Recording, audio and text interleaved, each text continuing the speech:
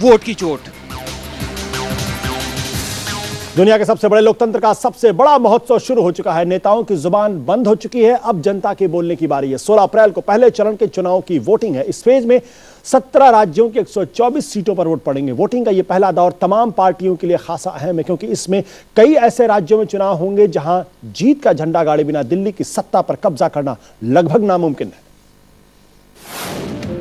नेताओं का चुनाव प्रचार खत्म हो गया, अब जनता को उनकी किस्मत का फैसला करना है। ठान लीजिए, इस 124 सीट पर एक भी अपराधी नहीं जीतेगा, एक भी दागी संसद में नहीं जाएगा। सांसद वही बनेगा जो विकास की बात करेगा, देश के हित में सोचेगा। तय कर लीजिए, क्योंकि सत्ता के 5 दरवाजों में से पहला दरवाजा 16 अप्रैल को खुल रहा है। यानी 16 अप्रैल को चुनाव के चरण में 124 सीटों के लिए मतदान होगा और देश की सत्ता चुनने का अधिकार सिर्फ और सिर्फ आपके पास है। आप यानी आम जनता। पूरे 17 राज्यों और केंद्र शासित राज्यों की कई सीटें शामिल हैं लोकतंत्र के महा महोत्सव के पहले चरण में। पहले चरण में जम्मू कश्मीर की कुल 6 सीटों में से 1 सीट पर वोट डाला जाएगा। उत्तर पूर्व के 7 में से 6 राज्यों की 10 लोकसभा सीटों पर भी इसी दिन मतदान होगा। उत्तर प्रदेश की कुल 80 सीटों में से 16 पर 16 अप्रैल को वोटिंग होगी। यूपी में पहले चरण में किस्मत आजमाने वाला बड़ा चेहरा है वाराणसी से बीजेपी के वरिष्ठ नेता मुरली मनोहर जोशी का, जिन्हें टक्कर दे रहे हैं मुख्तार अंसारी। गोरखपुर से भोजपुरी फिल्म तिवारी एसपी के टिकट से बीजेपी के योगी आदित्यनाथ से 2-2 हाथ कर रहे हैं। खत्म हो गया है चुनाव का शोर, थम गया है वोटों का हल्ला, लेकिन इस खामोशी में एक आवाज लगातार आ रही है कि उत्तर प्रदेश ही है दिल्ली का दम। बिहार के 40 में से 13 सीटों पर वोटिंग 16 अप्रैल को ही होगी। पहले चरण का सबसे बड़ा चेहरा है सारण क्षेत्र में आमने सामने ताल ठोक रहे लालू प्रसाद यादव और बीजेपी के राजीव प्रताप रूडी।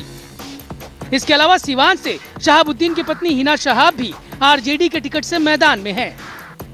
चुनाव लालू यादव के लिए एक लिटमस टेस्ट है, क्योंकि नीतीश ने खेला है एक जुआ। उन्होंने अल्पसंख्यकों और अति पिछड़ी जातियों को लेकर एक राजनीतिक प्रयोग किया है। अगर लालू अपना किला बचाने में कामयाब रहे तब तो इज्जत बचेगी, नहीं तो ये चुनाव आने वाले दिनों की बिहार की राजनीतिक दिशा तय कर देगा। झारखंड में लोकसभा चुनाव के पहले चरण में 16 में से 6 सीटों पर वोटिंग होगी। पहले चरण के चुनाव में बड़े नेताओं में झारखंड के हजारीबाग से बीजेपी के यशवंत सिन्हा मैदान में है। इसके अलावा पूर्व मुख्यमंत्री बाबूलाल मरांडी भी कोडरमा से मैदान में है। अगर बात की जाए नक्सल प्रभावित छत्तीसगढ़ की, तो यहाँ पर 16 अप्रैल को सभी 11 सीटों पर मतदान होगा। यहाँ पर मशहूर चेहरों में अजीत जोगी की पत्नी रेणु जोगी और बीजेपी के दिलीप सिंह जूदेव छत्तीसगढ़ के बिलासपुर से आमने सामने हैं। उड़ीसा में कुल 21 में से 10 सीटों पर चुनाव होगा। महाराष्ट्र की कुल 48 सीटों में से 13 सीटों पर चुनाव होगा। ये 13 सीटें मराठवाड़ा और विदर्भ की हैं। पहले चरण में एनसीपी के प्रफुल्ल पटेल की भी भंडारा गोदिया से किस्मत गई है। आंध्र प्रदेश की कुल 42 सीटों में से 22 पर 16 अप्रैल को वोट डाले जाएंगे। जयपाल रेड्डी आंध्र प्रदेश के चेवल्ला से किस्मत आजमा रहे हैं। रेणुका चौधरी खम्मम से चुनाव लड़ रही हैं, जबकि 16 अप्रैल को ही केरल की सभी सीटों यानी पूरी 20 सीटों के लिए चुनाव होगा। Bureau report IBN 7। और इस वक्त हमारे साथ हैं योगेंद्र यादव, CSDS के सीनियर और वरिष्ठ जो है चुनाव विश्लेषक। योगेंद्र जी, आपका स्वागत है। अगर ये कहा जाए पहली नजर में, जो एकदम लेमैन की भाषा में 124 सीटों के लिए वोट पड़ेगा, जिसमें यूपी भी है, जिसमें बिहार भी, छत्तीसगढ़, झारखंड, उड़ीसा, केरल, जम्मू कश्मीर, क्या नजर आता है आपको? किस लिहाज से इनको महत्वपूर्ण हम कह सकते हैं? पहला तो आप देखिए 124 सीट का मतलब हुआ कि देश की लगभग हर चौथी सीट पे मतदान हो रहा है। दूसरा, अनेक राज्यों में पूरा भले ही नहीं हो रहा, लेकिन पहला अनुमान कि उस राज्य में क्या होने जा रहा है उस इसी चरण में मिलेगा। उत्तर प्रदेश में, बिहार में, महाराष्ट्र में, इन सब में। स्थानीय स्तर पे आप देखें तो कम से कम उड़ीसा और आंध्र प्रदेश, जहां विधानसभा चुनाव भी हो रहे हैं, जिस इलाके में मतदान हो रहा है, इस लिहाज से क्रूशियल है कि अगर वहां पे आंध्र प्रदेश में अगर इस इलाके में कांग्रेस बराबरी की स्थिति पे ना पहुंच पाई तो कांग्रेस के लिए आंध्र प्रदेश में सत्ता रिटेन करना कठिन होगा। उड़ीसा में यही इलाका कांग्रेस बढ़त बना सकती है, तो स्थानीय महत्व है। एक राष्ट्रीय महत्व है दरअसल सीधे सीधे लेफ्ट। केरल में अगर अभूतपूर्व विजय उनकी अभूतपूर्व पराजय में बदल गई तो ये तय मानिए कि लेफ्ट का आंकड़ा बहुत नीचे आएगा राष्ट्रीय स्तर पर। मतलब ये कहें कि 16 मई को जो रिजल्ट आएंगे उसकी पहली पदचाप, पहली आहट 124 सीटों के माध्यम से सामने आ जाएगी। कौन पानी में ये भी अंदाजा लग जाएगा। अगर दूसरा सवाल मैं आपसे करूं कि जो अभी तक आपने कैंपेन देखी है, उस कैंपेन में ऐसा कौन सा मुद्दा था जिसको देखकर आपको लगा कि नहीं, इसके आधार पर चुनाव पोलराइज हो सकता है? सच तो ये कोई मुद्दा था नहीं, कोई मुद्दा नहीं। ये कभी शक होता है कि ये राजनीतिक दल जो हैं उनकी आप लोगों से साठगांठ है, मीडिया वालों से। वो कोई ना कोई शगुफा हर रोज छोड़ देते हैं, कोई वरुण गांधी, कोई लालू जी का फिक्रा, उस पे आप लोग लपक लेते हैं और ले दे के सेटिंग हुई है कि चुनाव में कोई वास्तविक मुद्दा ना उठने पाए, ना कोई वास्तविक मुद्दा ना। इसको आप क्या कहेंगे? इसको आप कहेंगे यूपीए की कामयाबी कहेंगे, एनडीए या विपक्ष की नाकामयाबी कहेंगे? मैं दोनों तरफ से साठगांठ है। सत्ता पक्ष नहीं चाहता कि उसकी पिछले 5 साल की परफॉर्मेंस को देखा जाए, विपक्ष कोई बड़ा मुद्दा उछालना नहीं चाहता। उछालना नहीं पा रहे। इस वक्त हमारे साथ जुड़ रहे हैं बीजेपी के प्रवक्ता रविशंकर प्रसाद जी। रविशंकर प्रसाद जी, जिस तरीके से अभी योगेंद्र जी कह रहे थे कि मुद्दा विहीन है, एक तरीके से कोई मुद्दा नहीं है, ये कहीं ना कहीं विपक्ष की भी नाकामयाबी कह सकते हैं इसको, या आपकी नजर में मुद्दे हैं जो हम लोग नहीं समझ पा रहे? भाई योगेंद्र जी देश के बड़े विद्वान पर्यवेक्षक हैं, सेफोलॉजिस्ट हैं। अब उनकी बात पर मैं क्या टिप्पणी करूं? मैं 8 राज्य घूम के आया हूं जी। आज अभी दोपहर में केरल से घूम के आया हूं। देखिए 3 मुद्दे बहुत गंभीरता से हम लोग उठा भी रहे हैं। नंबर 1, खाद्यान्न कीमत 10-11%। एक थाली की कितनी कीमत है, लोग परेशान हैं, ये पूरे देश में बहुत बड़ा मुद्दा है। चीनी की कीमत आज भी बढ़ गई है। दूसरी बात, ये जो बेरोजगारी बढ़ रही है देश भर में, जितने जॉब्स लॉस हो रहे हैं, इसके कारण देश के युवकों में बहुत मुद्दा है जी। ये एक गंभीर मुद्दा है, क्योंकि कांग्रेस के पास इनका कोई उत्तर नहीं है, इससे वो भागने की कोशिश कर रहे हैं। और तीसरा बहुत बड़ा मुद्दा है जो देश के मुहाने पर आज तालिबान है। तालिबान एक बहुत बड़ा खतरा है। तो एक असुरक्षित भारत, एक असहाय भारत एक बहुत बड़ा मुद्दा है। मैं देख रहा हूं, मैं 8 राज्यों में गया हूं और मुझे लगता है हम भी रहे हैं, लेकिन ये मुद्दे बहुत अधिक प्रभावित कर रहे हैं। ये हो सकता है कि दिल्ली ये मुद्दे गौण दिखाई पड़ते हो, जहां बाकी रविशंकर जी, ये तो आपने 3 मुद्दे गिनाए हैं, लेकिन जब भी आप रैलियों के बारे में बात होती है तो वहां पर कभी मनमोहन सिंह पर हमला होता है, कभी मनमोहन सिंह आप पर हमला करते हैं। ये खाद्यान्न जो गरीबी है, बेरोजगारी है, तालिबान खतरा, ये कहीं उठता उतनी गंभीरता के साथ नजर नहीं आता राष्ट्रीय स्तर पर?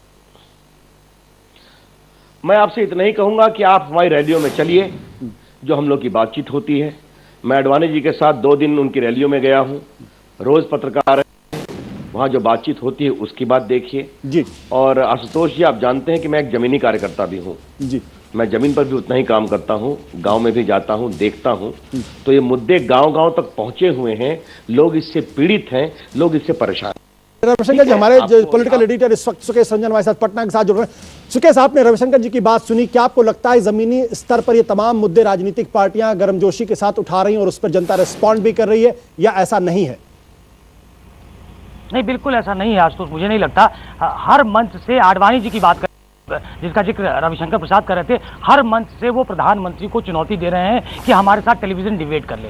आतंकवाद पे सरकार नरम है, ये मुद्दा उठाया जा रहा है। एक तरीके से पैरेलल खींचा जा रहा है कि आडवाणी जी से के सामने कौन है, मनमोहन वर्सेस आडवाणी बनाने की कोशिश की जा रही है। और मुझे लगता है कि कांग्रेस जो है उसने इस चुनौती को लिया है और वो कि ऐसे नब्ज को टटोल रहे हैं जहां आडवाणी जी अपने आप को कमजोर पाते हैं। और पूरा जो सेंट्रल थीम है बीजेपी का, वो आडवाणी के इर्द गिर्द है। वो आडवाणी पे हमला करके वो शायद वो भी नहीं चाहते हैं कि हमारी नाकामी सामने आए। हम आडवाणी वर्सेस मनमोहन। बिल्कुल शुक्रिया। जैसा कि आप बता रहे थे, कहीं ना कहीं जैसा कि योगेंद्र जी कह रहे हैं कि मुद्दा अभी है, लेकिन कहीं ना कहीं ये दावे भी रविशंकर प्रसाद जी कर रहे हैं कि मुद्दे उठा रहे हैं। इस पर चर्चा जारी रखें। फिलहाल वक्त एक छोटे से ब्रेक का, ब्रेक के बाद लौटेंगे तो इस मुद्दे को और आगे बढ़ाएंगे।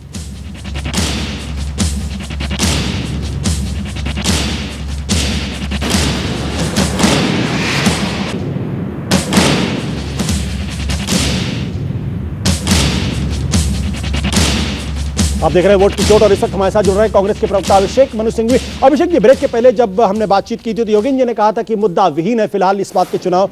रविशंकर जी का साफ कहना था कि 3 मुद्दे हैं, खाद्य पदार्थों की कीमतें, बेरोजगारी और तालिबान का खतरा, और वो कह रहे थे इन तीनों फ्रंट पर यूपीए सरकार नाकाम रही है। क्या आपको लगता है कि आप भी नहीं चाहते कोई आपके परफॉर्मेंस पे चर्चा करे? प्रश्न क्या था, क्या चाहते हैं आपकी? क्या आपकी पार्टी भी नहीं चाहती कि आपके 5 साल के परफॉर्मेंस पर चर्चा हो? बिल्कुल, हम तो वही चाहते हैं। आप हमारा मैनिफेस्टो उठाइए जी। ये एक्चुअली अगर वास्तव में देखा जाए तो मैनिफेस्टो नहीं है जिसको आप ट्रेडिशनल समय से समझते हैं। मैनिफेस्टो होता है ऊंचे ऊंचे वायदे, बड़े बड़े शब्दों का डॉक्यूमेंट। इसका पहला हिस्सा है हमारा बड़ा स्पष्ट रिपोर्ट कार्ड, निष्पक्ष आंकड़ों पे आधारित। बाद में आगे हिस्सा है भविष्य के लिए कुछ वायदे। लेकिन हमने बड़े स्पष्ट रूप से अपने आप को आकलन के लिए, परीक्षा के लिए सामने रखा है और आप देखें कि उसमें हम उत्तीर्ण आ रहे हैं। क्यों? 60 वर्षों में इतनी नवीनतम कोई प्रोग्राम्स नहीं जो कि सरकार ने किए जी। आप आर्थिक देखिए, जो मुद्दा होना चाहिए चुनाव में है 8%, 8.8, 9 से थोड़ा सा कम, औसतन 4.5 वर्ष की ग्रोथ रेट, उनकी 5.8। मेल्टडाउन को मिला के जी, मेल्टडाउन में 5, 5.5 हो गई है, उसको मिला के ये मुद्दे जमीन पे हैं। मैनिफेस्टो में इसका जिक्र किया है। मुझे जरूर यहां कहना चाहिए दोनों मैनिफेस्टो दरअसल काफी गंभीर मैनिफेस्टो हैं जिन्हें हमें पढ़ना चाहिए। लेकिन एक मुद्दा वो होता है जिसका आप मैनिफेस्टो में जिक्र करते हैं, अपनी स्पीच में कभी कभार हवाला दे देते हैं। दूसरा वो धार होती है जिसपे आप पूरा चुनाव लड़ते हैं। 71 में इंदिरा गांधी ने मैनिफेस्टो में गरीबी के बारे में क्या लिखा कोई नहीं जानता, लेकिन चुनाव इस पे लड़ा था। 89 में वीपी सिंह ने बोफोर्स और ईमानदारी पे चुनाव लड़ा था। 91 में बीजेपी ने राम जन्मभूमि पे चुनाव लड़ा था। उस लिहाज से 2004 में शाइनिंग इंडिया में चुनाव लड़ा था जी, वो थोड़ा मिसफायर कर गया था। लेकिन उस लिहाज से ये स्पष्ट नहीं है कि यूपीए किस चीज पे चुनाव लड़ना चाहता है इस बार और एनडीए किस चीज पे चुनाव लड़ना चाहता है। तो ये स्पष्ट नहीं है, धार नहीं है इस वक्त इसके अंदर, कोई मुद्दों की धार नहीं बन पा रही है। जिक्र तो हमेशा होता है, कायदे से होता है, किया ही जाता है। बिल्कुल योगेंद्र जी, इस पर हम दोनों अपने नेताओं से बातचीत करेंगे और उनसे जानेंगे ऐसा क्यों कुछ नहीं हो रहा है, छोटे से ब्रेक के बाद।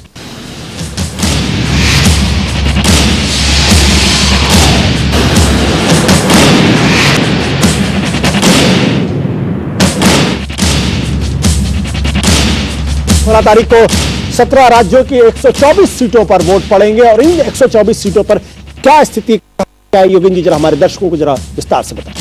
जैसा आप देख रहे हैं आशुतोष की ये इलाके दरअसल पूरे देश में फैले हुए हैं। कश्मीर की केवल एक सीट, जम्मू शहरी सीट पे चुनाव होगा। बीजेपी अपने बचा पाती है या नहीं वो देखना है। पूर्वोत्तर के ज्यादातर इलाके, जो पहाड़ी इलाके पूर्वोत्तर के हैं, वहां पे हैं। असम जो कि देखने में छोटा लग रहा है लेकिन ज्यादातर सीटें वहां हैं, वहां अभी केवल 3 सीटों पर चुनाव हो रहा है। बाकी सारा इलाका है जो देश की मुख्य पट्टी जो बनती है, पूर्वी उत्तर प्रदेश का वो इलाका जहां मुख्यतः सपा और बसपा में टक्कर है। सवाल ये है कि बसपा के बढ़ते जनाधार के सामने सपा का जो बिखरता हुआ गणित है वो कहां तक काम आ पाएगा। बिहार का ये है भोजपुर इलाका, असली टक्कर इन्हीं दोनों में, नीतीश और लालू के गठबंधन में। सवाल है कि नीतीश के विकास की छवि लालू के सामाजिक समीकरण को किस हद तक प्रभावित कर पाएगी। झारखंड के नक्सली प्रभावित इलाके हैं, जो पिछले राजनीतिक ड्रामा हुआ उस फायदा को किस हद तक मिलेगा देखना है। छत्तीसगढ़ में सवाल यह है कि भाजपा को विधानसभा चुनाव की सफलता के बाद एक बोनस मिलेगा या नहीं। उधर उड़ीसा में, जो पश्चिमी उड़ीसा का इलाका है, क्या बीजेपी बीजेडी के बिखराव का फायदा कांग्रेस किस हद तक ले पाएगी इस इलाके में, प्रश्न ये है। उधर विदर्भ में बसपा क्या एक बार फिर कांग्रेस को टंगड़ी लगाएगी या कि कांग्रेस परंपरा वापस आ पाएगी महाराष्ट्र के विदर्भ में। आंध्र प्रदेश का तेलंगाना और उससे जुड़ा हुआ इलाका, क्या महाकोटी यानी कि तेलुगु देशम, लेफ्ट और टीआरएस का गठबंधन कांग्रेस को सफाया कर सकता है, क्योंकि बाकी इलाके में कांग्रेस जीतने की स्थिति में आएगी।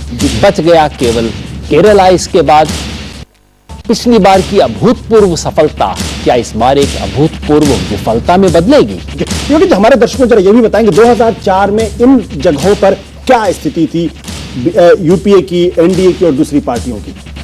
कुल मिला के यदि हम इन पूरी 124 सीट को देखें, पिछली बार से अगर इसको हम मैच करने की कोशिश करें तो इस इलाकों में यूपीए को यानी कि कांग्रेस और उसके उस समय के सहयोगियों को 43 सीट थी जी। एनडीए बीजेपी और उसके उस समय जो सहयोगी थे उन्हें 46 सीट थी। वाम पक्ष के बारे में पास 21 थी और अन्य के पास 14 सीट थी। यानी कि यूपीए एनडीए बराबर बराबर थी और वाम पक्ष की 20 सीट यहां पे लॉन्च थी। जी बिल्कुल, आपने जो बातें बताई बिल्कुल स्पष्ट है कि कम से कम इस इलाके में 2004 में यूपीए और एनडीए बराबर स्थिति थी। एक बार फिर आपको ले चलेंगे रविशंकर प्रसाद जी, बीजेपी के प्रवक्ता हमारे साथ हैं, साथ ही अभिषेक मनु सिंघवी जी हैं जो कांग्रेस के राष्ट्रीय प्रवक्ता, वो भी हमारे साथ जुड़े हुए हैं। अभिषेक जी, क्या कारण है कि अचानक प्रधानमंत्री जी इतने उग्र तेवर अख्तियार कर लेते हैं? कंधार के मुद्दे पर वो जो है आडवाणी पर हमला करते हैं और उसके अलावा जो बाबरी मस्जिद का मुद्दा उस पर कहते हैं रोते हैं कोने में टुकुर टुकुर करते हैं। ये कौन सी भाषा है जो प्रधानमंत्री जी अचानक बोलने लगे? कहीं वो अपने आप को डिफेंसिव तो महसूस नहीं कर रहे हैं इस वक्त? जो लोग बिल्कुल गलत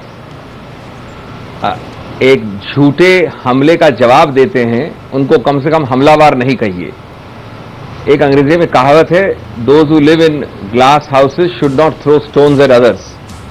जब आडवाणी जी और उनके सहयोगियों ने एक स्ट्रैटेजी के अंतर्गत पिछले हफ्ते 10 दिन से कंटिन्यूअस प्रहार किया है प्रधानमंत्री के ऊपर, प्रधानमंत्री के पद पर, जो पहले कभी नहीं किया गया, तो जब वापस उनको जवाब मिलता है तो पत्थर खाने की क्षमता रखे, रोए नहीं। और जो प्रधानमंत्री ने कहा है और कांग्रेस ने कहा है, मैं समझता हूं वो ठीक निशाने पे लगा है। ये एक ऐसे व्यक्ति हैं जो बोलते ज्यादा हैं, हल्ला ज्यादा करते हैं, शक्ति दिखाते हैं शब्दों में, कर्मों में नहीं। ये आप सुन रहे हैं अभिषेक जी क्या बातें कर रहे हैं? मेरी बात खत्म करने दीजिए, एक मिनट। आपने मुझे बात पिछली बार खत्म नहीं करने दी थी, अभी भी खत्म नहीं हुई है मेरी जी। जैसा मैं पिछली बार कह रहा था वो बाद में आऊंगा। ये एक ऐसे अपने आप को पदवी दिए हुए मजबूत प्रधानमंत्री इन वेटिंग रहे हैं जिन्होंने अपने हर कर्म में, हर कार्य में कमजोरी दिखाई है और उसका विवरण प्रधानमंत्री ने कर दिया है। और उन्होंने अगर जवाब दिया है तो इस पिछले 2 हफ्ते के चुनाव में ट्रिविलाइजेशन किसने किया? डिबेट का ट्रिविलाइजेशन किया है श्री मोदी जैसे लोगों ने, जो कभी गुड़िया की बात करते हैं, कभी बुढ़िया की। ये भूल जाते हैं कि बुढ़िया हो या गुड़िया हो, अभिषेक जी सबसे बढ़िया कांग्रेस ही है। जी अभिषेक जी, रविशंकर जी, आपको क्या लगता है कि जिस तरीके की बातें अभिषेक जी कर रहे हैं, क्या ये आपकी कमजोरी का निशाना है कि आडवाणी जी सिर्फ बातें करते हैं, एक्शन उनके पास नहीं है? देखिए आशुतोष जी, कांग्रेस हताशा में है, निराशा में है। और मेरे अच्छे दोस्त, देश के बड़े वकील अभिषेक मनु सिंघवी की अभी के वक्तव्य का स्तर भी उस हताशा और निराशा का परिचायक है। भारत के प्रधानमंत्री, 115 करोड़ देश के प्रधानमंत्री कमजोर हैं, ये एक राजनीतिक मुद्दा है। मैं आपसे एक बात कहना चाहता हूं, सीधा 3 सवाल उठाना चाहता हूं। आसाम ने प्रधानमंत्री को 19 साल से राज्यसभा में भेजा है, वहां सरकार है, वहां पर वो अलगाववाद को, आतंकवाद को कम क्यों नहीं कर पा रहे? तो देश उनको कैसे ट्रस्ट करेगा? अगर अफजल गुरु को फांसी देना है, कोई बंधन नहीं है, अफजल गुरु की फांसी में क्यों देरी हो रही है? किसके कारण से किया जा रहा है? और तीसरी बात, कल प्रियंका गांधी ने कहा कि मेरे भैया राहुल गांधी भारत के प्रधानमंत्री बनने चाहिए। उसके पहले कहा प्रणब बाबू ने, उसके पहले कहा अर्जुन सिंह ने, 2 वरिष्ठ मंत्रियों ने। 1 मिनट, तो अगर भारत के प्रधानमंत्री मनमोहन सिंह, उनकी सरकार में कांग्रेस पार्टी के प्रथम परिवार की एक प्रमुख सदस्य राहुल गांधी को प्रधानमंत्री रूप में देखना चाहती है, इसका हम क्या निष्कर्ष निकालें? इसका निष्कर्ष निकालेंगे या तो मनमोहन सिंह को केयर टेकर कहिए। तो ये हमारा कहना है, ये एक राजनीतिक मुद्दा है। एक मिनट, क्योंकि इसका उत्तर नहीं है इसलिए वो तिलमिलाते हैं, वो परेशान होते हैं। बेरोजगारी तिलमिला रहे हैं, महंगाई का उत्तर कह रहे हैं, सड़कें बननी बंद हो गई, इसका उत्तर नहीं है। अभिषेक जी तिलमिलाते हैं, तो अभिषेक जी आपका क्या कहना है इस पे? तय करेगी अभिषेक जी। देखिए आशुतोष, अगर आप समय नहीं देंगे पूरा तो जवाब नहीं दे सकता मैं इतने मुद्दों का। अभिषेक जी शुरू करता हूं मैं वापस दोहरा के शेर शायरी और जनरल बात करने का रेफ्यूज वो लोग लेते हैं जिनके पास तथ्य नहीं है। मैं स्पेसिफिक बात कर रहा हूं अभिषेक मनु सिंघवी। मैं आपको सब्र नहीं है सुनने की, न स्पेसिफिक बात, मैं सुन रहा हूं, आपको एक भी स्पेसिफिक बात का जवाब है। एक स्पेसिफिक बात की जवाब नहीं है आपके पास। पहला, मिथ्या प्रचार। प्रियंका गांधी ने कहा कि हमारे भाई को प्रधानमंत्री बनना चाहिए, इससे बड़ा मिथ्या प्रचार नहीं हो सकता। कांग्रेस अध्यक्ष ने कहा कि प्रधानमंत्री डॉक्टर मनमोहन सिंह है, राहुल गांधी ने कहा प्रधानमंत्री वो हैं, वो रहेंगे। जब प्रियंका गांधी से पूछा गया तो उन्होंने कहा उनमें वो सब क्वालिटीज हैं कि वो प्राइम मिनिस्टर बन सकते हैं, कभी बनेंगे, मैं चाहूंगी। बिल्कुल नहीं कहा मनमोहन सिंह जी के बारे में, उसको डिस्टॉर्ट करके अभी आपको प्रस्तुत कर दिया रविशंकर जी ने। अब आइए दूसरे मुद्दे पे, इन्होंने प्रचार किया, बात किया अपने ठोस अचीवमेंट्स की। मैंने आपको 3 गिराए आंकड़ों के साथ। एक भी जवाब नहीं है। इस देश में अगर आर्थिक विकास की एक, इनके मैनिफेस्टो में इतना झूठ और मिथ्या प्रचार है कि हास्यास्पद है। हमने कई वर्षों से वायदा किया कि हम लेकिन अभिषेक जी, एक सवाल तो उठता है कि अगर बीच बीच में कोई आदमी कांग्रेस की तरफ से ये कहे कि राहुल गांधी जी प्रधानमंत्री पद के लिए उपयुक्त हो सकते हैं, तो क्या आपको नहीं लगता कि प्रधानमंत्री की जो कुर्सी है और उसकी गरिमा थोड़ी कम होती है? क्यों क्यों क्यों राहुल गांधी को बीच में भूल जाएंगे? आप उसको भूल जाएंगे, उसके अलावा आप वक्तव्य भूल जाएंगे कि प्रधानमंत्री हैं और रहेंगे। सबका वक्तव्य यह है, अगर भविष्य में बाद में कोई प्रधानमंत्री बनने योग्य है तो उसका मतलब है कि वही व्यक्ति जो कह रहा है कि प्रधानमंत्री डॉक्टर मनमोहन सिंह है। क्या कांग्रेस के अंदर, क्या कांग्रेस के अंदर 37 साल के युवा में ही प्रधानमंत्री बनने के गुण हैं? ये गुण अर्जुन सिंह में क्यों नहीं तलाशे जाते? ये गुण प्रणब मुखर्जी में क्यों नहीं तलाशे जाते? ये गुण राहुल गांधी में क्यों तलाशे जाते हैं? मुझे अभी अचानक श्री रविशंकर प्रसाद जी के अर्जुन सिंह के प्रेम को समझ नहीं पाया। मैं अर्जुन सिंह जी के प्रेम को अचानक वो जगा रहे हैं। जब सबने कह दिया, जब सबने, आशुतोष जी के सवाल का जवाब दीजिए। मैं आपसे पहले आप जवाब दीजिए कि जिसको आप बार बार मजबूत बोलते हैं, जिसको मजबूत बोलते हैं, उन्होंने लिखा है और माना है कि रविशंकर जी, क्या एक सवाल मैं आपसे भी करना चाहता हूं कि कम से कम कांग्रेस के पास राहुल गांधी के नाम पर प्रधानमंत्री नजर आता है, आपकी पार्टी में नजर भी नहीं आता। ये कमजोरी नहीं है आपकी पार्टी? ऐसा है श्रीमान आशुतोष जी, ये अस्वाभाविक नहीं है, क्योंकि कांग्रेस पार्टी में वही होगा पार्टी का अध्यक्ष या प्रधानमंत्री। बट कम से कम रेखा तो स्पष्ट है ना, रेखा तो स्पष्ट है कौन होने वाला है। नहीं, प्रियंका ने वहां स्पष्ट कर दिया है, तो स्पष्ट आरोप है पूरी गंभीरता के कि माननीय मनमोहन सिंह जी एक है और राहुल गांधी को अलग रखा है। बहुत लोग उपलब्ध हैं और अडवाणी जी के बाद पार्टी के अंदर एक इनर डायनेमिज्म है। आप बताइए, क्या ये जो कांग्रेस का जो परिवारवाद है, राहुल गांधी पे जो फोकस करते हैं, क्या ये कांग्रेस की कमजोरी का निशाना है या उनकी मजबूती का निशाना है? बीजेपी के अंदर आडवाणी के बाद तो ये स्पष्ट नहीं है। गांधी परिवार कांग्रेस की मजबूती दिखाई देता है, यही उसकी सबसे बड़ी कमजोरी है। अगर एक पूरी पार्टी जिसकी इतनी लंबी विरासत है, वो एक परिवार और उसके संयोग से उसमें कौन अब खानदानी विरासत में चला आता है, इस संयोग पे टुकुर टुकुर करके देखती रहे, तो ये देश की और एक बहुत बड़ी पार्टी के लिए बहुत दुर्भाग्य की बात है। इसमें कोई शक नहीं है। मुझे जरूर महसूस होता है कि ये जो सारी बात हमने देखी उसी चीज का नमूना है जो मैं कह रहा था।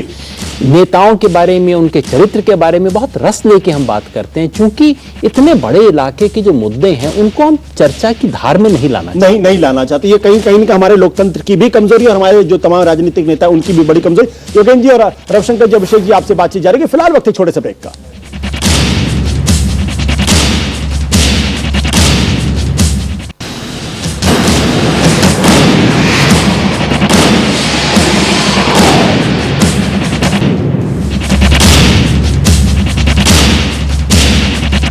आप देख रहे हैं वोट की चोट, हमारा खास कार्यक्रम लोकसभा चुनाव पर। योगेंद्र जी, ये जो तमाम 124 सीटें हैं, इनके बारे में ये भी कहा जा रहा है कि वो सीटें हैं जहां पर लॉ एंड ऑर्डर की प्रॉब्लम बहुत ज्यादा है।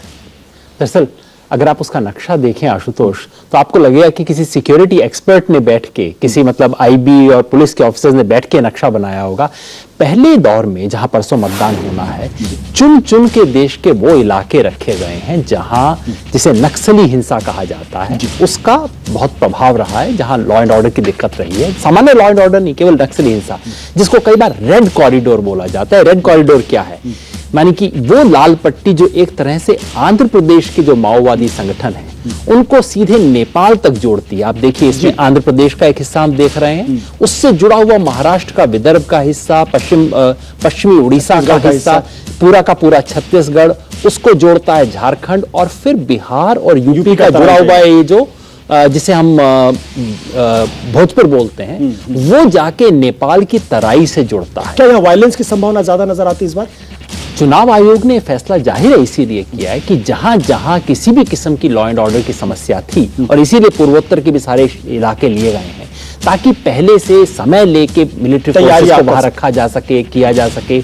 केवल केरल को उसमें जोड़ा गया है, जिसके कारण मानसून है, उसका कारण लॉ एंड ऑर्डर नहीं है, मानसून की वजह से केरल को जोड़ा गया। लेकिन ये मुख्यतः ये चुनाव आप कह सकते हैं ये रेड कॉरिडोर का चुनाव, रेड कॉरिडोर का चुनाव। योगेंद्र जी, आपसे बातचीत जारी है। फिलहाल वक्त छोटे से ब्रेक।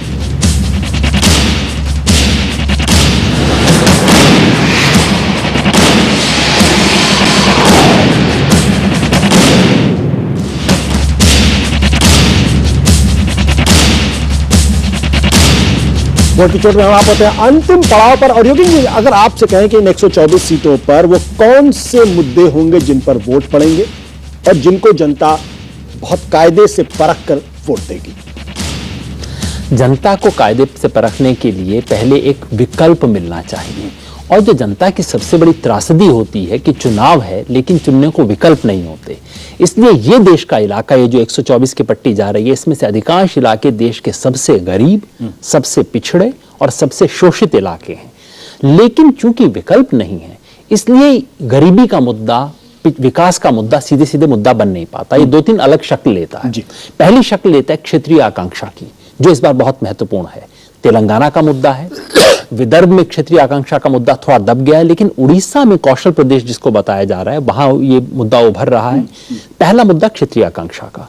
दूसरा, ये कई बार जातीय समीकरण की शक्ल लेता है और बिहार में दरअसल यही हो रहा है। परीक्षा ये है कि क्या नीतीश का जो विकास है जिसकी चर्चा होती है वो नीचे तक पहुंच पाया है या नहीं।